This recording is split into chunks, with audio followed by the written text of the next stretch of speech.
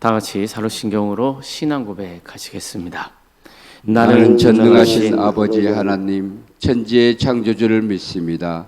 나는 그의 유일하신 아들 우리 주 예수 그리스도를 믿습니다.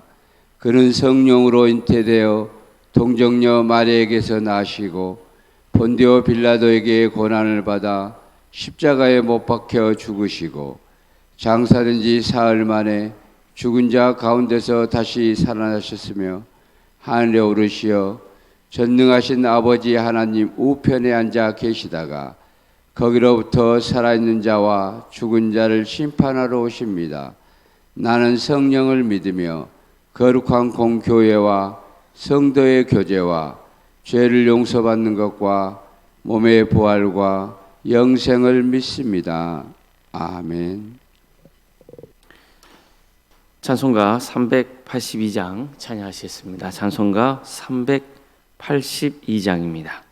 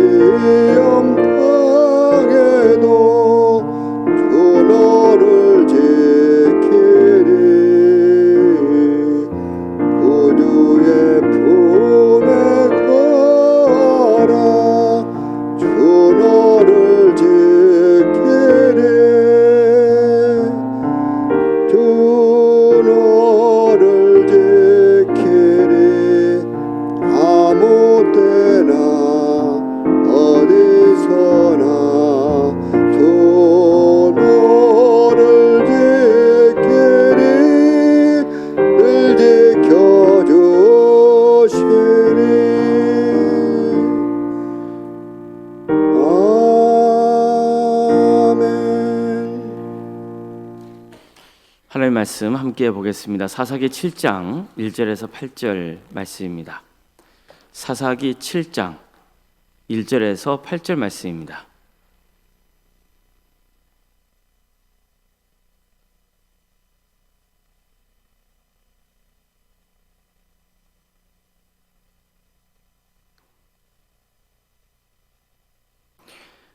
사사기 7장 1절에서 8절까지 말씀을 교독하시겠습니다.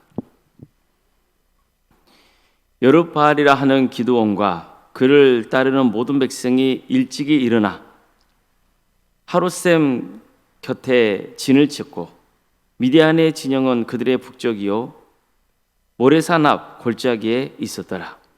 여호와께서 기드온에게 이르시되 너를 따르는 백성이 너무 많은즉 내가 그들의 손에 미디안 사람을 넘겨주지 아니하리니 이는 이스라엘이 나를 거슬러 스스로 자랑하기를 내 손이 나를 구원하였다 할까 함이니라.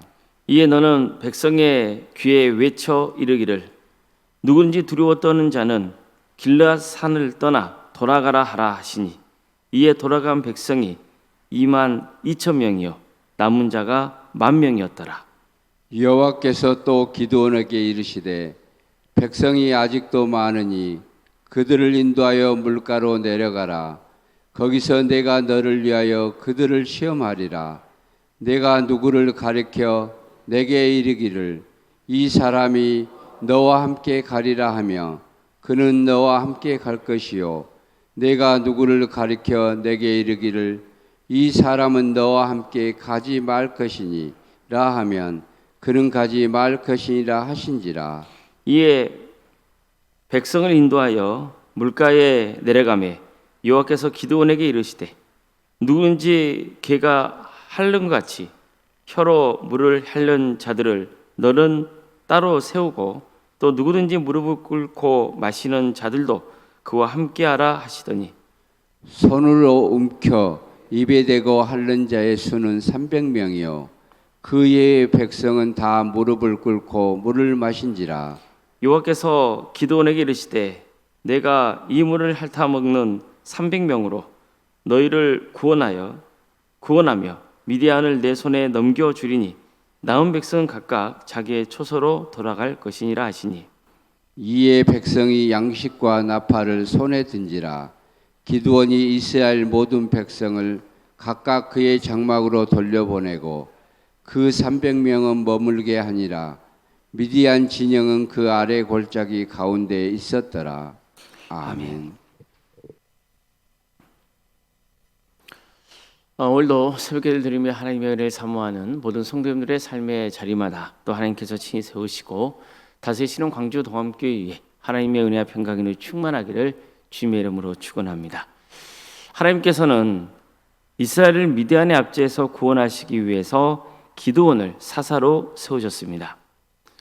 하나님의 영이 기드온에게 임하자 그는 나팔을 불고 사람들을 모읍니다. 이렇게 해서 모인 사람의 수가 3만 2천 명에 달했습니다. 그런데 하나님께서는 기드온에게 이렇게 말씀합니다.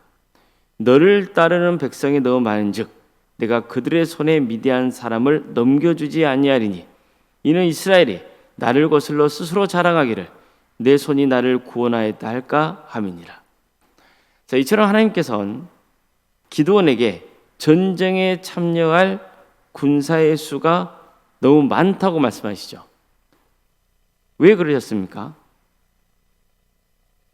이스라엘이 전쟁에서 승리한 다음에 우리의 군대가 크고 강해서 이겼다고 자랑할까 봐 그걸 염려하셨기 때문입니다. 자, 생각해 보세요. 이스라엘 백성들이 미디안의 압제를 받게 된 이유가 뭡니까? 하나님을 의지하지 않고 우상을 의지했기 때문이에요.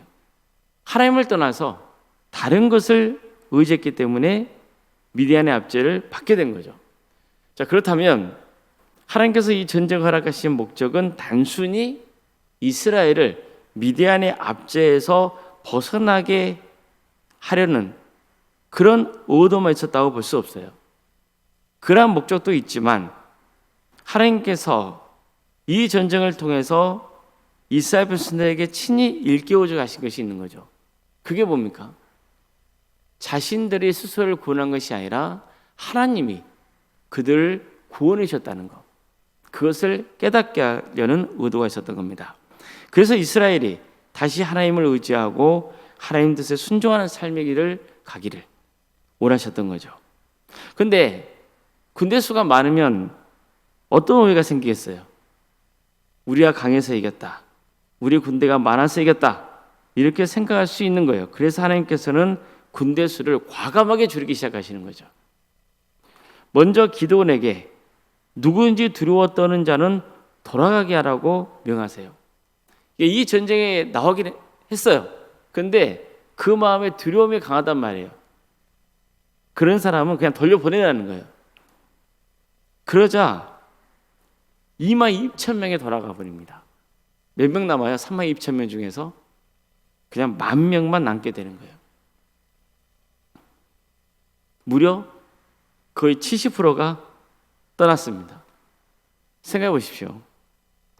기도는 말할 것도 없고 남아있던 사람들에게는 상당히 충격적인 숫자 아니에요? 32,000명 중에서 크게 잡아서 절반도 아니고 70%가 떠난 거예요. 10,000명이 남았어요. 그런데 더 충격적인 일이 벌어집니다. 하나님께서는 이 10,000명도 많다고 하시는 거예요. 따라서 더 수를 줄이겠다 하셨습니다. 하나님께서는 남은 사람들을 물가로 데려가게 하시고 물을 마시게 하세요. 그중 300명은 손으로 물을 떠서 입에 대고 물을 핥아 먹었고 나머지 사람들은 무릎을 꿇고 물을 마셨어요. 그저 하나님께서는 기드온에게 이렇게 말씀합니다. 내가 이 물을 핥아 먹는 300명으로 너희를 구원하며 미디안을 너희 손에 넘겨주리니 남은 백성은 각각 자기의 처소로 돌아갈 것이니라. 보세요. 고작 300명만 남겨두고 나머지는 모두 돌려보내라 하신 거예요. 이게 말이 됩니까? 32,000명이 모이는데 다 돌아가게 하고 300명만 남기신 거예요. 성경의 기록을 종합해 보면 미디안의 군대는 약 13만 5천 명에 달했습니다. 그런데 이스라엘 군대는 고작 300명이에요.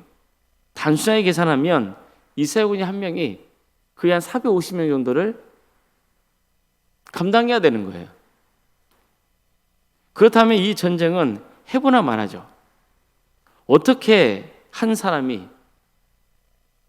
450명을 상대할 수 있겠어요? 그런데 하나님께서 말씀합니다. 내가 이 300명으로 너희를 구원하겠다. 내가 미디안 군대를 너희 손에 넘겨주겠다. 이처럼 하나님께서는 전쟁의 승리를 약속하십니다. 기드온은 하나님께 이 상황에 대해 항변하지 않아요. 불평하지 않습니다. 그는 하나님 말씀대로 300명만 남기고 나머지 사람들을 다 돌려보냅니다. 자, 그렇다면 하나님께서 수많은 사람들 가운데 오직 300명만 남기신 이유가 뭐겠어요? 이미 앞에서 말씀드린 대로 이 전쟁은 사람의 힘으로 승리하는 것이 아니라 오직 하나님의 능력으로 승리한다는 사실을 이스라엘 백성들이 인정하게 하기 위해서인 거예요. 하나님께서는 이 전쟁에 참여한 사람들과 이스라엘 백성들이 자기 힘으로 전쟁에서 이겼다고 자랑할 가능성을 차단하고자 하신 거죠. 생각해 보십시오. 300명이 전쟁에서 진다는 것은 지극히 당연한 거예요. 그런데 만약 300명이 13만 5천 명에 달하는 그 거대한 군대를 이겼다면 어떻게 되겠습니까? 이것은 하나님께서 하신 일이라고 밖에는 설명할 수 없는 거예요. 하나님께서는 바로 이걸 보여주려고 하신 겁니다. 또 한 가지 하나님께서 이를 통해 가르쳐주려 하는 것이 있었어요. 하나님의 역사는 사람의 수에 달려있지 않다는 겁니다. 자, 그럼 가장 중요한 것은 뭡니까? 하나님이 함께 하시느냐. 이게 가장 중요하다는 거예요. 하나님이 함께 하시면 됩니다. 사람의 생각으로는 불가능해 보이는 일이라 해도 하나님이 함께 하시면 됩니다. 300명밖에 없어도 하나님이 함께 하시면 됩니다. 그래서 때론 하나님께서는요, 우리가 의지하는 것을 줄이시거나 막으실 때가 있어요. 어떤 사람을 의지했는데 그 사람이 배신을 하거나 아무런 도움을 주지 않을 때가 있어요. 돈을 의지했는데 돈을 크게 잃을 때가 있어요. 세상적으로 믿는 구석이 있었는데 어느 순간 그게 사라져버릴 때가 있어요. 건강도 마찬가지죠. 평소에 건강을 자신했던 사람이 오늘날 갑자기 아플 때가 있어요. 물론 우리가 경험하는 모든 어려움을 하나님께서 이런 이유 때문에 허락하셨다고만 단정 지을 수는 없습니다. 그러나 때로 하나님께서는 우리가 지나치게 의지하고 있는 것을 내려놓게 하심으로써 하나님만 의지하도록 하실 때가 있습니다. 그래서 어떤 일이 이루어졌을 때 우리가 이렇게 고백하게 하시는 거죠. 이것은 아무리 생각해 봐도 하나님의 역사로밖에는 설명할 수 없다. 내가 한 게 아니다. 하나님께서 하셨다. 이러한 고백을 통해서 우리의 믿음이 더욱더 자라게 하시는 겁니다. 하나님께서 우리에게 주신 것이 많을 때도 물론 하나님을 의지해야죠. 그건 당연한 거예요.